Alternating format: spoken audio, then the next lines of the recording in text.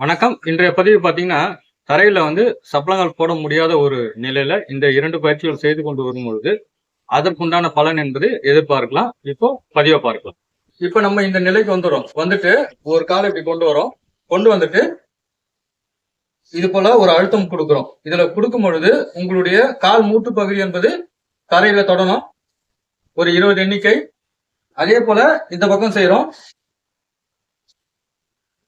இரண்டாவது பயிற்சி பாத்தீங்கன்னா 2 கால்களையும் ஒண்ணா கொண்டு வரும். கொண்டு வந்துட்டு இது போல ஒரு அழுத்தம் கொடுக்கிறோம். இதுல ஒரு 30 எண்ணிக்கை நம்ம செய்யலாம். உங்களால தரையில அமர்ந்து கொண்டு செய்ய முடியலன்னா கட்டில இருந்து தாராளமா செய்யலாம். இது போல செய்து கொண்டு வரும்பொழுது இந்த நிலையில அமரக்கூடிய ஒரு நிலை ஏற்படும். நம்ம போட்ட பதிவு உங்களுக்கு பிடிச்சிருந்ததுன்னா நம்மளுடைய சேனலை சப்ஸ்கிரைப் செய்யுங்க, ஷேர் செய்யுங்க. நன்றி, வணக்கம்.